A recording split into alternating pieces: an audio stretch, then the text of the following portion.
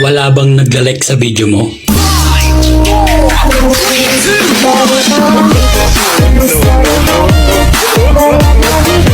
Ganyan lang gawin mo. Alin ang mas mahalaga, tubig o kuryente? Akin kuryente. Oh. Akin tubig. Oh, sige. Mas mahalagang tubig. Pag wala kang panliligo, mamamahang pukay mo.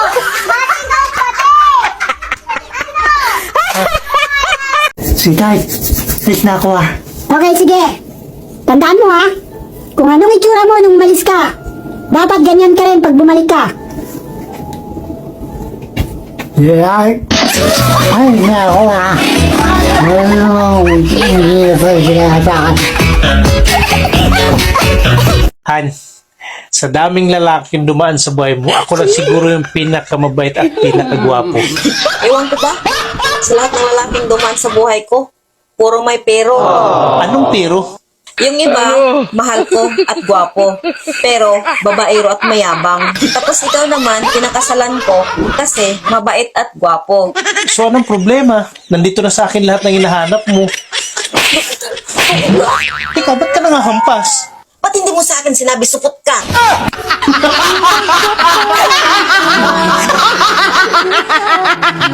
Bagong ligo ang asawa ko ngayon ah. Naku babe, hindi ako pwede ngayon. May appointment ako bukas sa ubi ko. Nakakahiya naman pag may nakita siya sa loob. Ganun ba? Eh sa dentist, may appointment ka?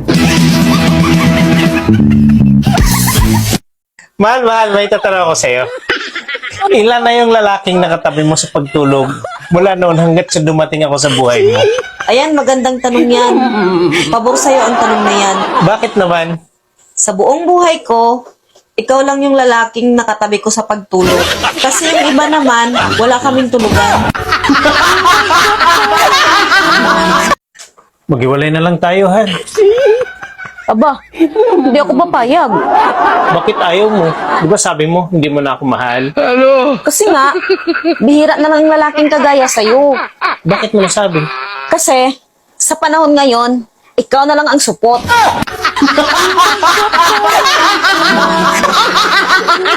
Boys, huwag tayong papayag na under tayo ng mga babae. Kaya kapag galit sila, sundin na natin.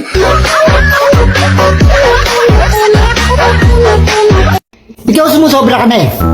Ako ang lalaki, kaya ako dapat ang masunod sa pamamayan na to. At huwag mo akong sisigawan. Mamaya na ako magluluto. Maglalaba muna ako. Kende? Ang dami mo ang sinasabi, magsahay ka na nga. Pep. Ilang gatang? Nagulat kayo no.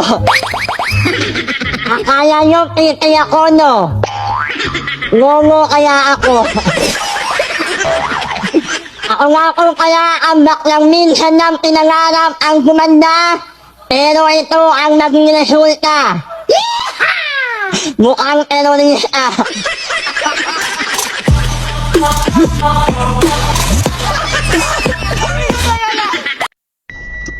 Sa mga inaanak ko. Huwag na kayong pumunta sa bahay. Wala ako doon. Balik na kayo sa January.